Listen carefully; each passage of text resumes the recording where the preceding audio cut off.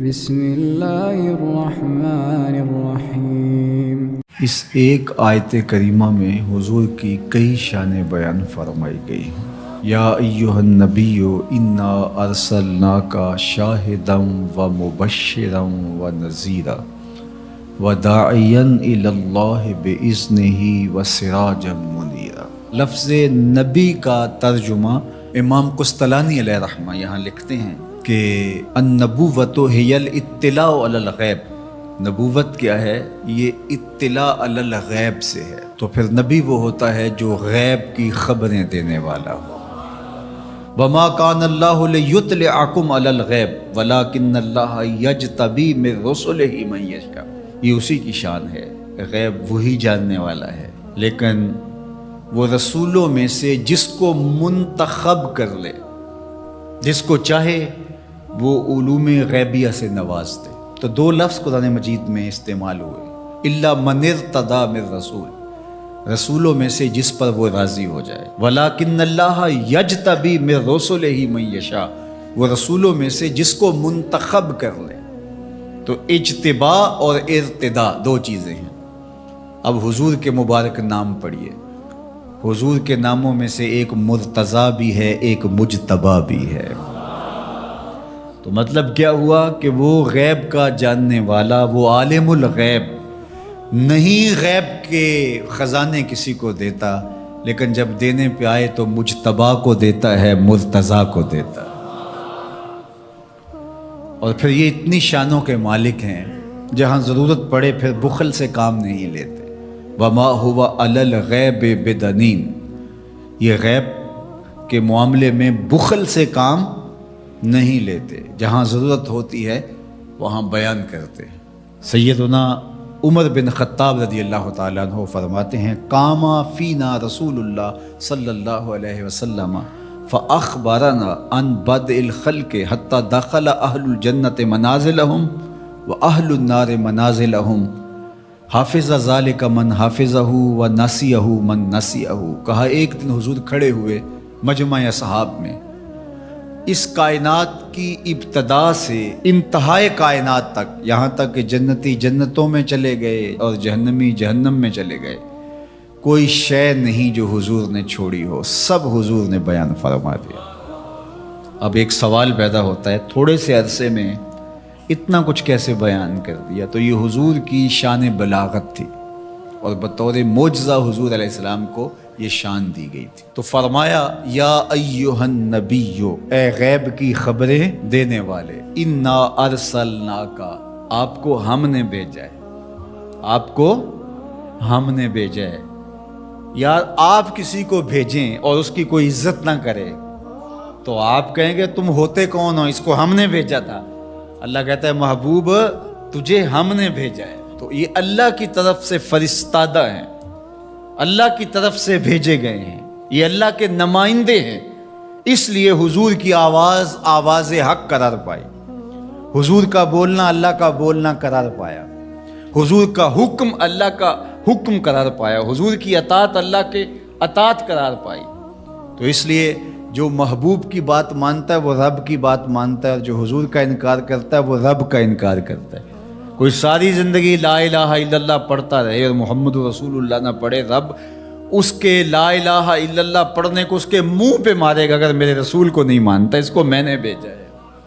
تو کہا انا ارسلناک شاہدا و مبشرا و نذیرا، آپ کو شاہد بنا کر بھیجا ہے، آپ کو مبشر بنا کر بھیجا ہے، آپ کو نذیر بنا کے بھیجا۔ شاہد کا کیا معنی ہے؟ اتفاق تو ہوتا رہتا ہے مجھے بھی آپ کو، جب کوئی فوت ہو جاتا ہے تو جنازہ پڑھتے ہیں تو کیا اس میں بولتے ہیں اللہم اغفر لحینا و میتنا و شاہدنا و غائبنا، اللہ جو حاضر ہیں انہیں بھی بخش دے، جو نہیں آئے انہیں بھی بخش دے۔ تو شاہد کا کیا معنی ہوا؟ حاضر۔ امام راغب الاصفہانی جو کہ لغت کے امام ہیں اور مفردات قرآن میں قرآن مجید کے الفاظ کی تشریح کرتے ہوئے لفظ شاہد پہ بات کرتے ہیں، تو وہ کہتے ہیں کہ الحضور مع المشاہدت اما بالبصر او بالبصیرہ، کہ شاہد کا معنی کیا ہے؟ حاضر ہونا مشاہدہ کے ساتھ، چاہے بالبصر چاہے بالبصیرہ، آنکھوں سے دیکھ کر کے مشاہدہ کرنا یا اللہ کی دی ہوئی باطنی قوت سے مشاہدہ کرنا، تو کہا یہ ہے شاہد کا مفہوم۔ اور حضور علیہ السلام کو میرے رب نے شاہد بنایا ہے، میرے رب نے شاہد بنایا، تو حضور کی نظروں سے کچھ پوشیدہ نہیں ہے۔ آقا کریم نے ارشاد فرمایا، یہ بھی صحاح کی روایت ہے، ان اللہ زوال الارض فرأیت مشارقہا و مغاربہا، اللہ نے میرے لیے زمین کو سمیٹ دیا، اور ایک روایت میں ایسے کر دیا جس طرح میری ہتھیلی ہوتی ہے، میں پوری کائنات کو یوں دیکھ رہا ہوں جس طرح کوئی اپنی ہتھیلی دیکھتا ہے۔ تو فرمایا کہ اللہ نے میرے لیے زمین کو سمیٹ لیا، اور میں نے مشرق بھی دیکھ لیے، میں نے مغرب بھی دیکھ لیے۔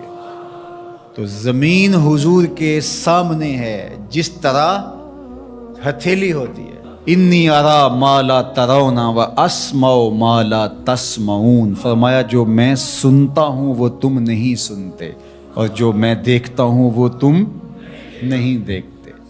سورج کو گرہن لگ گیا، حضور نماز کے لیے کھڑے ہوئے، نماز پڑھاتے پڑھاتے حضور نے ہاتھ آگے بڑھایا، پھر حضور نے ہاتھ پیچھے کھینچ لیا، سلام پھرا تو صحابہ نے پوچھا حضور آج نماز میں آپ نے ہاتھ آگے بڑھا لیا تھا جس طرح کوئی چیز پکڑنے لگے ہوں، پھر آپ نے ہاتھ پیچھے کھینچ لیا، کیا ماجرا ہوا؟ فرمایا جنت میں کھجوروں کا ایک خوشہ لٹک رہا تھا، میں نے سوچا تمہارے لیے توڑ لوں، اور اگر میں توڑ لیتا تم قیامت تک کھاتے رہتے، ختم نہ ہوتا۔ پھر میں نے نہیں توڑا، میں نے کہا چلو کل قیامت کو ہی صحیح۔ حضور کھڑے کہاں ہیں؟ مدینے میں، صحاح کی روایت ہے، کھڑے کہاں ہیں؟ اور ہاتھ اٹھا کے کہاں تک پہنچایا؟ جنت میں۔ صحیح بخاری اٹھائیے، باب تصفیۃ الصفوف ہے، حضور نے فرمایا صحابہ صفیں سیدھی رکھا کرو، مت سمجھو میں صرف آگے دیکھتا ہوں، میں آگے بھی دیکھتا ہوں، میں پیچھے بھی دیکھتا ہوں، میں تمہارے رکوع بھی دیکھتا ہوں، دلوں میں پیدا ہونے والے خشوع بھی دیکھتا ہوں۔ اے فروغت صبح آثار و دہور، چشم تو بی نندائے ما فی الصدور، انا ارسلناک شاہدا، محبوب ہم نے آپ کو شاہد بنا کے بھیجا، ومبشرا، ہم نے آپ کو مبشر بنا کے بھیجا، خوشخبری دینے والا، نیکوکاروں کو جنت کی بشارت دینے والے، اہل ایمان کو اللہ کی رضا کی بشارت، جنت کی بشارت دینے والے، یہ حضور کی شان ہے۔ پھر فرمایا وَنَذِيرًا، ڈر سنانے والا، کفار کو، عاصیوں کو، بدکاروں کو، اللہ کے نافرمانوں کو جہنم کے عذابوں سے ڈرانے والے، یہ نبی کی شان ہے۔ نبی مبشر بھی ہیں اور نذیر بھی ہیں۔ وَدَاعِيًا إِلَى اللَّهِ بِإِذْنِهِ، اور اللہ کے اذن سے اللہ کی طرف بلانے والے، اور جس طرح میرے حضور نے بلایا ہے، یہ تاریخ کا انوکھا باب ہے۔ وَسِرَاجًا مُنِيرًا، روشن آفتاب بنا کر کے جس کے جلووں سے ظلمتیں دور ہو گئیں۔ حضور حصی اعتبار سے بھی سراج منیر ہیں، اور معنوی اعتبار سے بھی سراج منیر ہیں۔